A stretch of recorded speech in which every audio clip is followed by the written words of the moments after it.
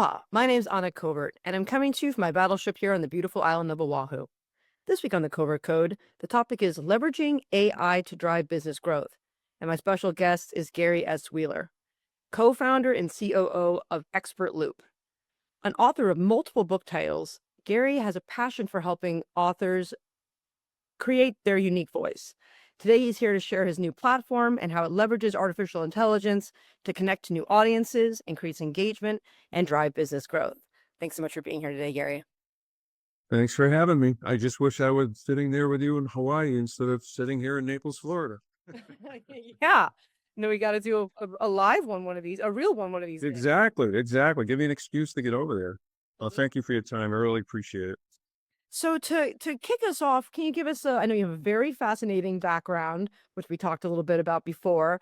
Can you share with our audience, what was your vision when you founded Xfinity? And I know that it was something that was kind of a surprise. So tell us about how your little journey and how you got here. Okay, so I spent most of my career in high tech, like a lot of folks have, I suppose. But I've been involved in 8 different startups that I've been a founder in over that period of time, and probably worked for 2 or 3 others. I can't remember them off the top of my head that I wasn't a co-founder in, but I had that energy level still being a part of a startup. And I've always just enjoyed the idea of taking something technical or technological and applying that to business challenges and business opportunities. So for me, I had retired actually about 8 years ago from a connected home startup that I was one of the executives in, and was fortunate enough to get bought by Comcast. And I went off and traveled the world for 3 years, and that was the most spectacular time of my life. And got me back into the business about, I guess, last June, just because I was so enamored by AI to start with. And then some of my folks that I'd worked with in the prior company had reached out. And the next thing I know, I was right back into it. And I don't regret it for a minute. It's been a lot of fun. Super fun. And so, tell us about, I know you have a couple books. Tell us a little bit about what you've written. Okay, so the first book I wrote is called From Failure to Fortune. And that book was based on a startup that I had run back in 2005 for the music industry, which I was very excited about at the time. And you can think of it as the Zoom of 2005, because it was very much an interactive video platform that was aimed at the music industry. And unfortunately, we didn't make it. We were very early. A lot of challenges in terms of the technology. Also, the bandwidth at that time was not as great. So for streaming and interaction, it was a little more challenging. So I wrote the book basically about the 50 lessons that I learned from that failed startup. And I've used those lessons ever since. So it lasted from 2005 to 2008, but it's left an imprint on me that's lasted for many more years than that. That's my first book. And the second book I wrote was a book about IT strategy. So it's more of a IT strategy alignment book, helping IT leaders become more entrepreneurial in their role and actually applying a set of tools that I had developed in my consulting business that I ran for a number of years and applying those to their business challenges and their hit from an IT perspective. Wow. And then the one that you're working on now. The one that I'm working on now is a whole different story. It's a story about that 3-year journey that I took with my wife. We went to 73 different countries over that span of time. It was it really was the best time of my life when I look back at it, because first of all, it was like you being a college student, except you could afford to go places. So we had a mission to actually visit over 100 countries together in our lifetime, and we have since done that. And that trip was really just something fantastic. So I wrote a book called Living Like You Mean It, which is due out in the next couple of months, and that focuses all about that decision process to sell everything and just go live around the world for those 3 years, and the process that we went through and all the places we went. So I'm really excited about the story. So. Wow. So what is one of the tips that you always remind yourself of from your first book about failure? And you said that there are things that you always go back to. What are some things that you could share with the listeners here that they could use today? One of the key learnings for me was just, being able to self-assess your readiness to be an entrepreneur. Um, I think it's always so exciting, especially if you're coming out of a company and you just think I'm going to go off on my own. I'm going to create something grand and have all this freedom. But you really need to step back from that and assess the personal risks that come with that decision. It's not just financial. It can be very much personal, sacrifices you're making with your family, with your health for that matter. I think that's the most important thing is to really understand, are you ready to take on those risks? Excuse me. It's true. It's, so they say you have to have that real passion, and yeah, it's a great idea, and but how much are you willing to put into it? Because we know it's, Yeah. yeah, it's like that equation for success, right? It's like triple Exactly. the effort to get it to where it needs to be. Well, it's interesting because now using AI to shift to AI for a minute, with our expert loop platform that we've built, I built a board of advisors on my platform. And basically, I selected from all these experts in their fields, and I ran my business plan through those experts like they were my board of directors and said, what did I do wrong? What should I have done differently, basically, with my startup? And the feedback I got was tremendous. And I couldn't think, all I could think about was, wow, what a difference this would have made in my life, my decision making had I had that tool back in 2005, because it really did challenge a lot of my basic tenets for what I was doing. It challenged me out on a personal basis to really think about certain things. And one of the most important lessons is product market fit. And that's essentially what we're really focused on right now with the platform that we're building, is really understanding the feature set that people can't live without. That's the differentiator. You've got to find something that will, people just won't let you get off the phone before they'll give you their credit card, so to speak, because they think that there's something there, right? It's true, and I think that it's a really good point because there is just so much technology now, and I think people are already becoming overwhelmed with just the number of AI choices that there are. And so it's like, okay, yeah, it's AI, but what else? And really Yes. together that customer experience and finding the right price and the right audience, and like we talked about, like what are the opportunities to market it and to succeed? Right, right. And it goes beyond just, I think most people are most familiar with ChatGPT and Gemini and Claude and tools like that, which are very great. They're great tools in and of themselves. But the experience that you get with those tools tends to be very one way, where you're going in and asking some questions and you're getting some answers. We, from the beginning, started with AI agents because we felt that what we wanted to do was transcend the learning process, meaning we wanted our platform to be a coach. But when you come to our platform, we wanted you to engage with the person's content and their thoughts and beliefs, but we wanted you to apply that knowledge. So it's a very much a Socratic coaching approach that we've taken. And it's unique because people can actually come away with an artifact at the end that expert helped them create. Right. So give us an example of someone who's on the platform already and how they're using this tool. Okay. So we got lots of different types of people, but one that comes to mind is we have a person that helps people find the next 100 bagger startup, basically. What is going to make something really go in the market. So in his case, he's built a pitch deck evaluator. So you can upload your pitch deck for financing purposes.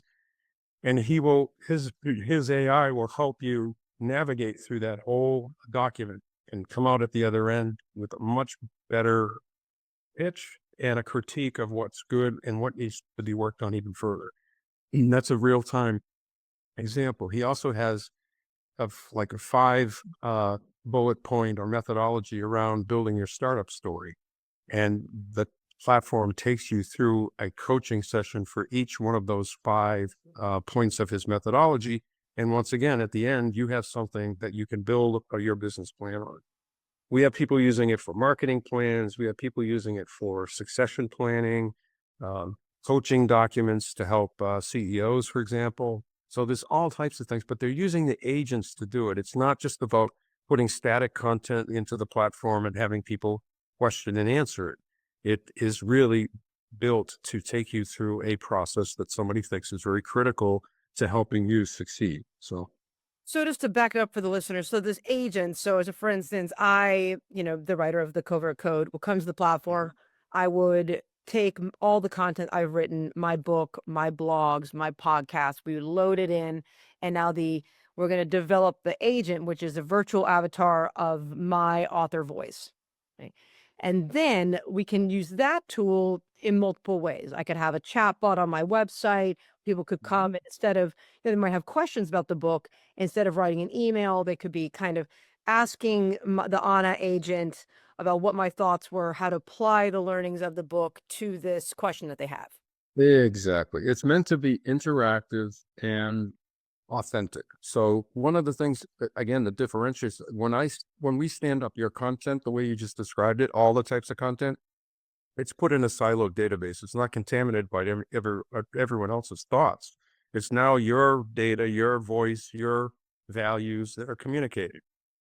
Once that's in there, you're able to do like you described. You can have people just chat with your content, but it won't just be a one-way conversation. I guarantee you, every agent will ask questions of the person when they're interacting with it because they're trying to go and assess how they can help you further. The agents do that. So there are different, you're applying the learnings in a different, or applying the knowledge in a different way, but it's interactive and it's engaging. So it's fun for the audience member, and the takeaway that they get is very helpful for them. At the same time, as the author or the expert sees people on the platform, they also see the chats that take place with their content. So they're getting insights as well to say, is my content responding properly? Did I tune it right? Do I need to write a new article to bring something up to date? There's all kinds of ways that you can make it more effective. So being able to see that dialogue on going both ways is very helpful to the expert. And how much content do you think is necessary to create the agent? That's a great question. We typically say if we have a book's length of content, that's enough. And that can be a variety of sources. It could be somebody had multiple podcasts and keynote speeches, um, blog posts, and so forth, or it can be just the starting point of a book. So that the AI is very quick to learn the voice and writing style of the person with that amount of content.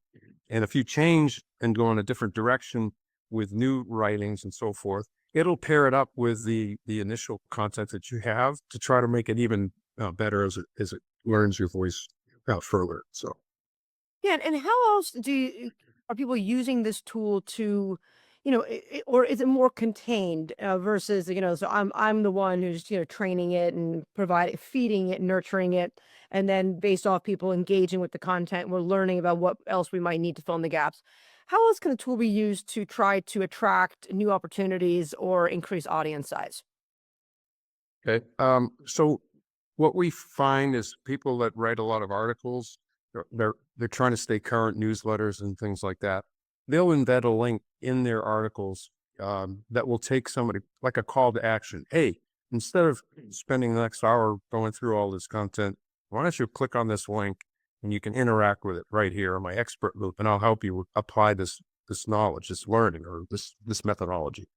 So a lot of people are getting traction from that. We've had people that write a lot of Substack articles that find that 3 times more people come to the platform and register to use it than they get likes on their articles. So people are really interested in going deeper in a lot of cases and applying whatever that call to action is. And they'd rather use a tool like that than just reading static content. I think that that's true. I mean, I even, I do a lot of I'll do private consulting or lessons. Like, someone will come to me and instead of us doing their digital marketing or, they don't want to read the book necessarily, they'd rather pay me hourly to walk them through how to do it. Right. So I think there is a whole different type of audience who need that kind of almost, you know, the way that they think now is like they need the engagement to be able to Yeah. of it.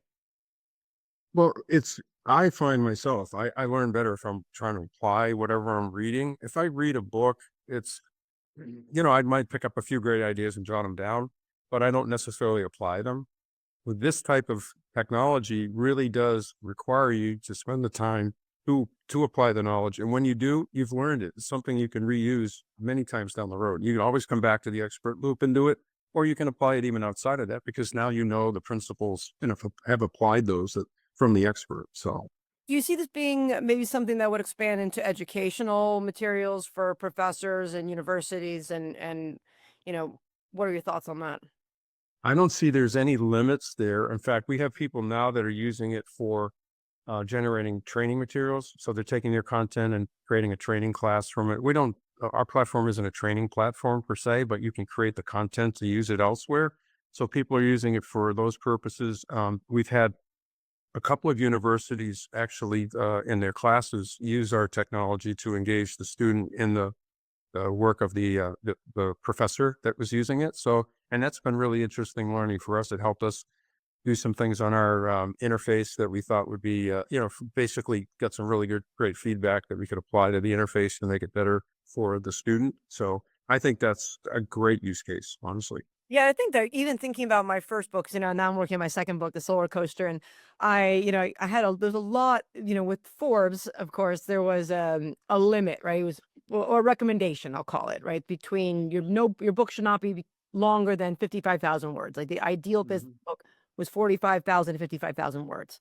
And I really at the beginning I was like, "Oh, there's so much more that I wanna say," and okay, well, let's put that online. It can be downloads, it can be, additional materials, and so I spent all this time creating all these additional materials, and I had it at first it was gated, right? So people had to share a receipt to get Hmm. the book. Yeah, yeah, yeah. And hardly anyone registered, and I'm like, "You know what? I'm not gonna do that. I'm just gonna open this up, make it free for everyone.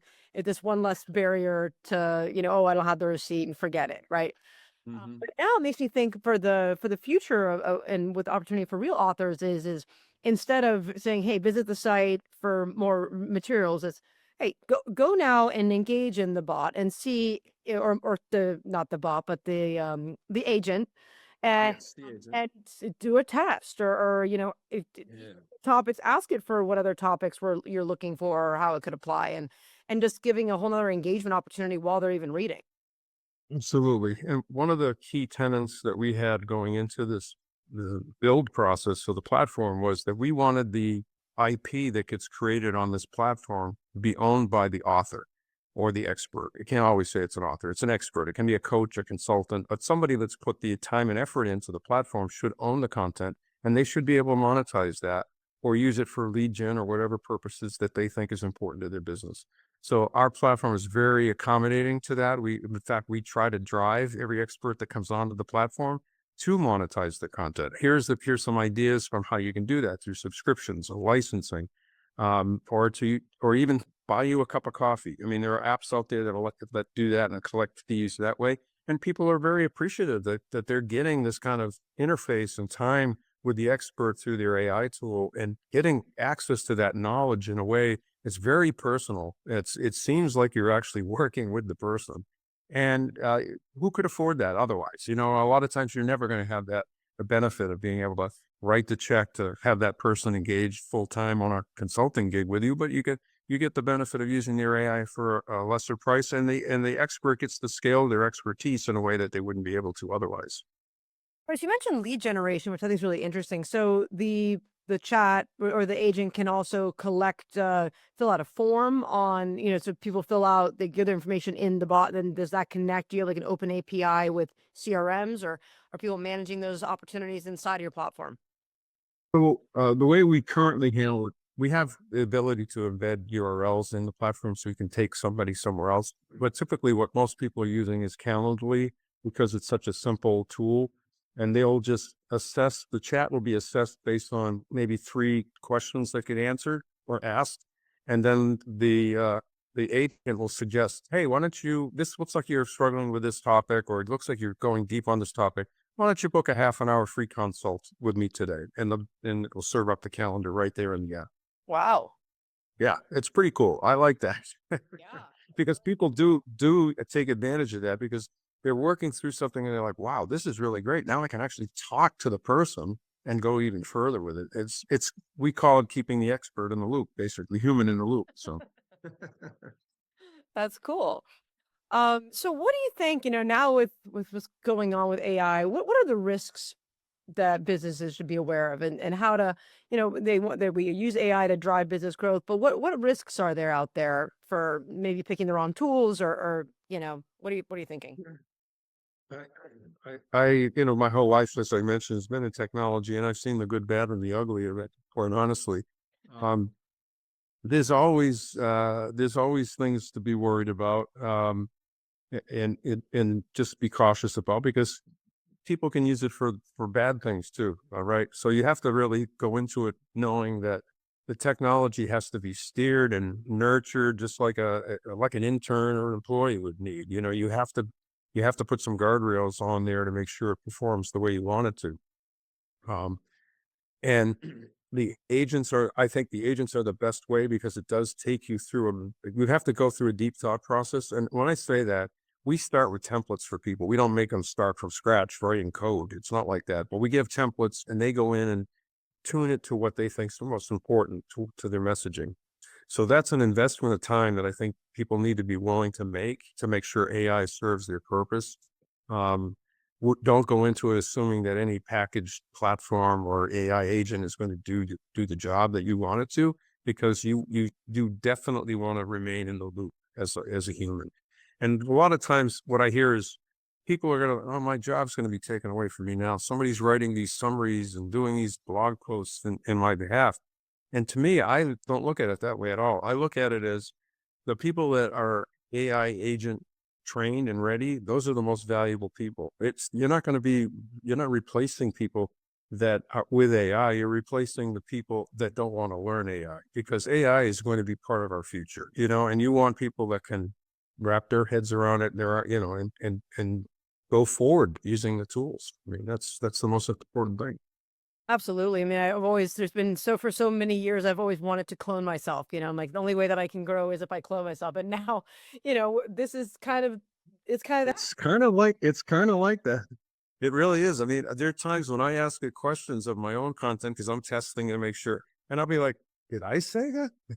Man, did I write that? It sounds exactly what I would have said." At Yeah. one point, I remember I asked it, what was I said, "What was the most important lesson you learned in your book or whatever?" And it came back and said, uh, don't don't become an entrepreneur if you can't deal with failure.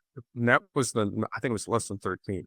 And that's exactly the one I would have told anybody that asked me of the 50, which was the most important. It knew it. I mean, it just knows because it's learned so much about my writing style and the things that I talk about. So Wow. So what do you think about, we're talking and I don't want to even mention his name, but this is one thing we agree on that Trump says we're in the middle of a crisis here because we don't have enough power to win the hmm right, just like we had the space race and it was the world was all trying to get to the moon and thank God we won, right? And that's what gave us the technology to have the ballistic warhead and put us ahead for the last however many years it's been. And now we're in another race, and it's the AI race. And someone's going to be a winner, and but really, we don't have enough power to, I think he said we need we have only a half the amount of power, and I think that's even less than that. Being someone who's very involved in renewable energy, so, right. and my fear on any new technology like this is that I always tell clients, think about social media, right? When it was first adopted or first was Yeah. launched, it was an adoption phase, it was free. I mean, to hmm some extent, it still is free, right, for the consumer. hmm But, then as soon as it reached a critical mass, then, now it's all pay to play. And you hmm can't reach anyone without paying, basically. I mean, there are strategies, but they're much more cumbersome and harder. And even then, there's still things you have to do. So, what are our thoughts on what could what is the implications of this AI? Like, can we afford to use these tools into the future? And what is your plan for your company?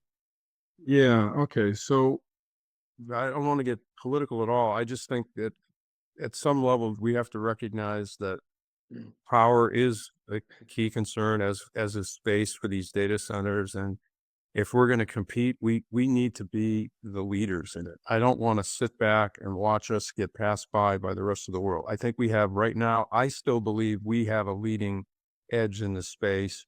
I know that we've heard a lot about what China's working on, but I still think we as a country have are in squarely in a position to be the leaders.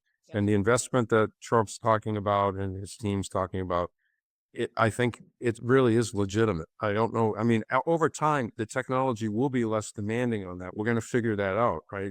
There's going to be a curve here. We've already seen that even using some of the platforms like OpenAI, where the charges are starting to come down because they're able to do it more efficiently. And as more of that efficiency gets built in, there'll be a less demand potentially on power.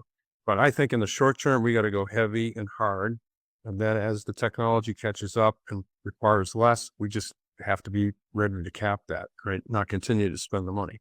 But I don't see any way to sit back and wait for other people to do it, because if we do, we're going to be second class citizens. Absolutely. So, do you guys have your own data center?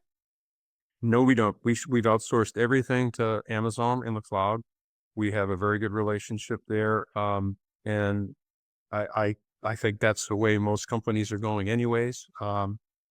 We have a very stringent security, policy that we've been able to implement. So we feel pretty good about that relationship, and it scales so well for us. Anytime we need more, we can get more. Yeah, AWS is definitely one of the best out. Yeah. Yeah, I've been actually Yeah. it's so interesting just recently with my work with solar energy. I've had multiple calls over the last couple of weeks here of people in trying to build data centers, right? And Yeah. Yeah. just with the cooling and for some companies, especially with regard to healthcare or financial, a minute dark is unacceptable, right? So Mhm. what is the backup and if there is extreme weather, what are we going to do? And just it's really interesting to see, and I know that we have different views on where we're going to get this power, but my firm belief is that every type of fuel is required and everything at our Mhm. disposal will need. We need the coal, we need the oil, we need the sun and the wind Exactly. and we need it all because that's how much power we're going to need to for our new future. I totally the clean power angle would be the best, and if we could figure that out, I just don't know that we'll be able to scale quickly enough to do that. So I think you're right. It's going to be a combination of things for the next foreseeable future, anyways, for the next several years. But in the meantime, if we can get a foothold, keep our foothold in here as leaders, I think the potential for the U.S. is quite grand, honestly. It is. It's really interesting. I was actually writing about this in my book the other day about, if we wanted to, let's say we wanted to build a new coal mine, and it would take 8 to 10 years to be able to be ready to start getting that money back, right?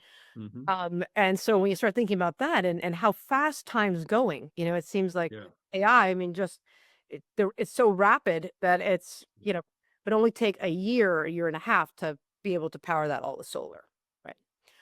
So it's kind of I'm all in. right. But and this that's free. But Yeah, exactly.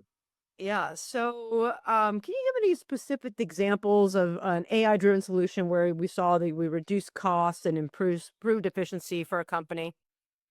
Well, I can tell you, and I hate to point this example out because people will say, "Well, you're taking jobs away from people." But what's happened in our case is when people have put all their content in here and the platform really learns their voice.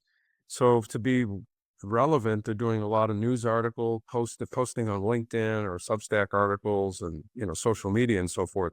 But they're using the expert loop to generate that content. So that and what they're not having to do is pay extra people, social media posters to do that because it's coming out in their voice and they're happier with it because they have a now we do have some people that have still have the social media folks involved because they're doing other things for them with images and other things. So that's great.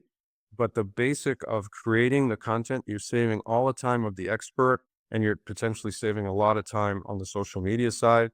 And that content is going out there and that person remains very current and relevant in what's happening with newsjacking or whatever else they have to do to make themselves visible. So that's one example. We have people that are we have coaches of coaches. We have one particular person who is a coach that helps other coaches set up their business models and their platforms. And he's already been telling us just how much more efficient his whole team has been by rolling this out to his customer base.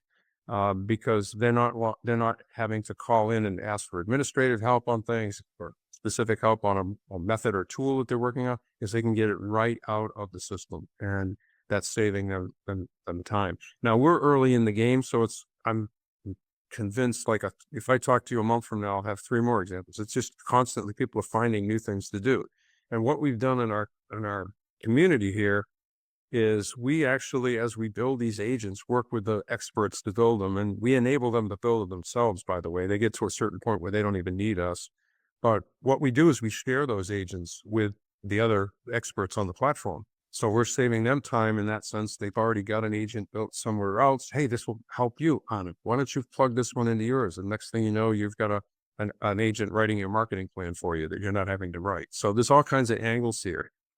Yeah, that's really cool. It makes me have to even think, I have a client at Hawaii Medical College, and there's a lot of, the school catalog, right, the admissions. Mhm. That would be an easy one, right? Because Sure. just the dates and what's required for enrollment, I mean, things like that, Sure.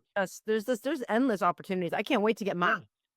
Yeah, I can't rate it. You No, say. but I think Yeah, I think that you're right. Like, and the fact is that, you can still have that same social media person that you have hired. Mhm. They can be in there, and then they're gonna create the articles for you with the agent. And then, the author is just gonna be loving the content so much easier. The approval process so much Absolutely. faster. And then, I am very excited to try mine out.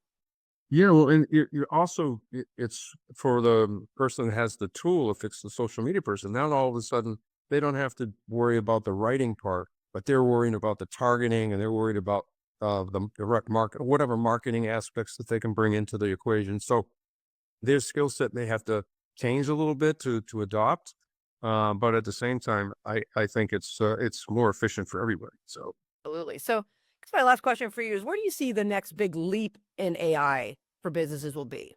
What should entrepreneurs be prepared for? I think the next big leap will be these agents in such a way where businesses are equipped to use the agents on their own to basically develop their own things for workflow purposes. Um, automation, obviously, anything that has a methodology to it, like a sequence of steps. What's going to happen is these agents are going to get much better at working together. Today, they're kind of siloed in the sense they can do a set of processes and then, okay, that's it, I'm done. And, kind of start over for the next agent. But we've been working very hard at getting the agents to work together. And I think that's what the businesses are going to find. The enterprise is going to figure it out long before we will, because they have the resources to do that. But if once that's in in place, I can think of all these types of workflow elements where it starts here, one agent handles it to a certain point, then they handle it to the next, but you have the context to work on the next step, and it goes further and further and further. So I think agents are really the key, and enabling people to actually write their own, that's going to be huge. I think that's really interesting. It made me think about one of the things that we've been trying to find a solution for at the agency is we build a lot of CRM workflows, like Hmm. spot technology development and audits, and save companies on average, even a small company, usually $3,000 to $5,000 a month just from consolidating technology solutions and using automation and other things like that. But one of the big problems is once we have an approved scope, we build it, we train people, and it's launched. But we both know how frequently that changes. Like, oh, Oh now, yeah. okay, we want to add this, or we want to add a Right. here, we want to add a calendar here, and to be able to keep up with the updating of the documentation is Yeah. right, to do it the way we're doing it now, like, oh, updating a PowerPoint or a Word document, and being able to go to an AI agent and be like, and that's like, this is the agent for the calendar. Okay, calendar agent, we've done this change. Implement that into the documentation would be That's a level. that's a great description of what you can do. I mean, you could even refine an agent where you add a step or take a step out if you eliminated a step. It's very simple, and it's all in plain language. People, when they hear agents, they think, "Oh my God, this is like so technical." It really isn't. If you see how they're done, it's written in straight English. I mean, I can say to the agent, "You answer in my voice using my content.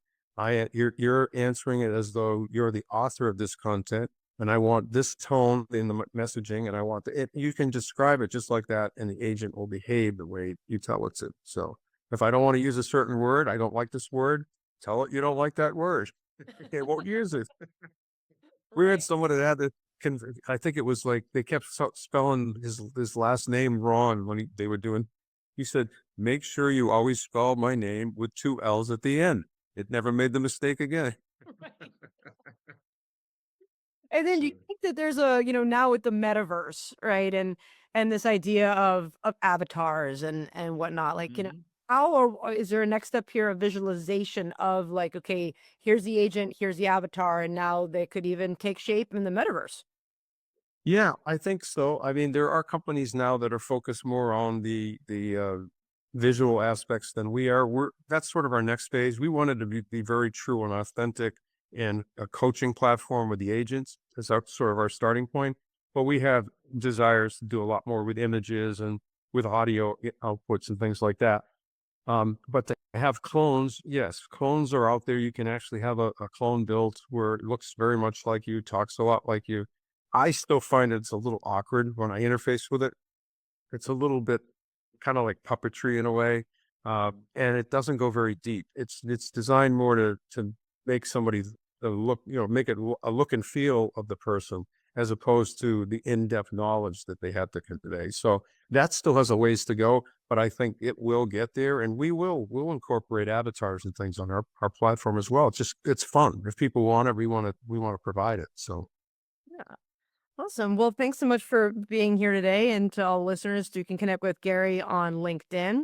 The website absolutely. is expert, Xpertloop, expertloop.ai.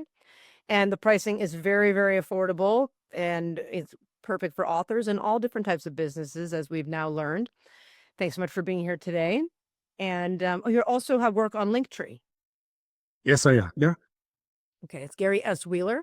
We'll have all the information, of course, on the podcast when we release it and the newsletter. And to all my listeners, please join me next week as I interview another industry expert in a topic to help you succeed on and offline. Be sure to follow the Covert Code on your favorite streaming service, and we'll see you next week on the Pixels. Aloha. Aloha.